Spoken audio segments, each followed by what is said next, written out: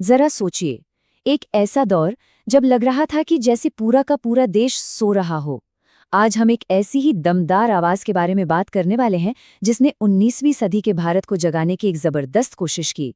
और ये कोई मामूली भाषण नहीं था, नहीं, ये तो एक तरह से क्रांति की पुकार थी। ये जो मिसाल है कितनी जबरदस्त है ना। मतलब सोचिए तो, ढेर सारे डिब्बे हैं, फर्स्ट क्लास, सेकंड क्लास, सब एक से बढ़कर एक, पूरी क्षमताएं हैं उनमें। लेकिन वो अपनी जगह से हिल तक नहीं सकते। क्यों? क्योंकि उन्हें खींचने वाला कोई इंजन ही नहीं है।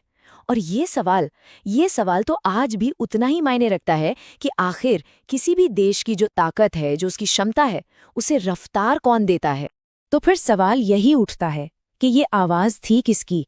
कौन था वो शख्स? एक ऐसे जमाने में जब सच बोलना या सवाल उठाना भी खतरनाक हो सकता था, किसने ये हिम्मत दिखाई? ये आवाज थी भारतेंदु हरिश्चंद्र की। और ये कोई मामूली आवाज नहीं थी। ये हिंदी की एक ऐसी नई आवाज थी जिसने सिर्फ लिटरेचर यानी साहित्य को ही नहीं बदला, बल्कि पूरे समाज को एक नई राह दिखाने का काम किया। ये है वो शख्स, भारतेंदु हरिश्चंद्र। और जरा सोचिए, सिर्फ 35 साल की छोटी सी जिंदगी में इन्होंने कितना कुछ कर दिखाया। इन्हें यूं ही आधुनिक हिंदी गद्य का जनक नहीं कहा जाता। इन्होंने ही हिंदी को, आप कह सकते हैं कि सिर्फ कविताओं की दुनिया से बाहर निकालकर आम लोगों की जबान बनाया।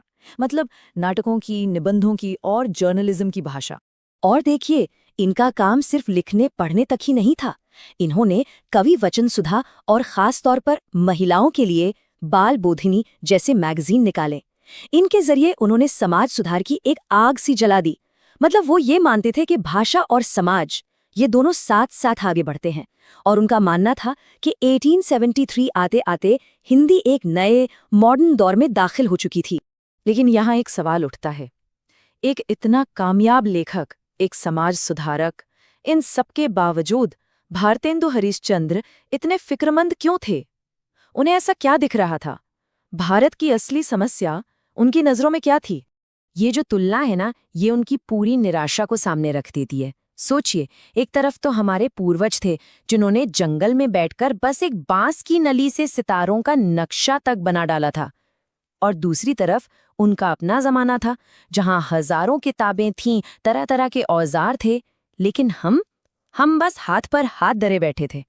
यही जो फर्क था ना, यही बात उन्हें अंदर ही अंदर खाए जा रही थी। पर भारतेंदु की खासियत यही थी कि वो सिर्फ प्रॉब्लम गिनाने वालों में से नहीं थे। उन्होंने इसका एक रास्ता भी दिखाया। और उनका जो सॉल्यूशन था वो एक बहुत ही दमदार मिसाल में छिपा था, तरक्की की एक दौड़। उनके भाषण का जो सेंट्रल आइडिया था वो था एक घुड़दौड़, हाँ, एक रेस। उनके लिए तरक्की कोई धीमी धीमी आराम से चलने वाली चीज नहीं थी। नो, ये एक तेज रफ्तार वाली रेस थी। और उन्हें साफ दिख रहा था कि भारत इस रेस में बहुत बहुत पीछे छूट रहा था। उन्होंने लोगों की आंखों के सामने मानो पूरी दुनिया का सीन क्रिएट कर दिया। अमेरिकन, अंग्रेज, फ्रांसीसी, सबके सब सरपट भागे जा रहे थे। हर किसी के मन में बस एक ही जिद थी कि फिनिश लाइन को सबसे पहले हम ही छुएंगे। ये ग्लोबल रेस थी और दांव पर हमारा भविष्य लगा हुआ था। और इस पूरी ग्लोबल रेस के बीच भारत कहाँ था? भारतेंदु के शब्दों में, हम तो बस किनारे खड़े खड़े अपने ही खुरों से मिट्टी खोद रहे थे। ये एक ऐसी इमेज है जो शर्मिंदा भी करती है और हमारे उस ठहराव की एक दर्दनाक तस्वीर भी दिखाती है। और यहीं पर आता है उनका सबसे सबसे दमदार मैसेज। कमाल की बात यह है कि उन्होंने इसका दोष किसी और पर नहीं मढ़ा, ना सरकार पर, ना इतिहास पर। उन्होंने सीधा लोगों से कहा कि उठो, अपनी कमर खुद कसो, आलस छोड़ो और दौड़ पड़ो। क्योंकि इस रेस में जो एक बार पीछे रह गया ना, तो फिर उसके लिए कहीं कोई ठिकाना नहीं बचेगा। अब देखिए, इस भाषण को 100 साल से भी ज्यादा का वक्त हो चुका है। तो सवाल ये है कि आज भी ये हमें इतना रेलेवेंट, इतना जरूरी क्यों महसूस होता है?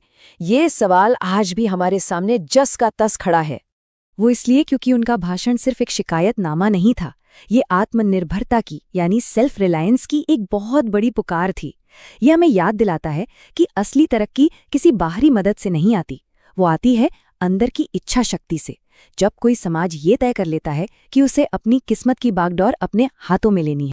तो लीजिए, हम घूम फिर कर वापस वहीं आ गए जहां से हमने बात शुरू की थी।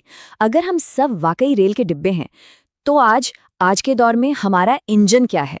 क्या वो हमारी लीडरशिप है, हमारी टेक्नोलॉजी, या फिर हम सबकी मिली-जुली इच्छा शक्ति? भारतेंदु ने ये सवाल उस जमाने में उठाया था और ये आज भी उतना ही बड़ा सवाल है। और इसका जवाब तो हम सबको मिलकर ही ढूंढना होगा। भारी किताबों को पॉडकास्ट में बदलें। स्मार्ट लर्निंग और संक्षिप्त विवरण के लिए पॉड स्टडी को सब्सक्राइब करें।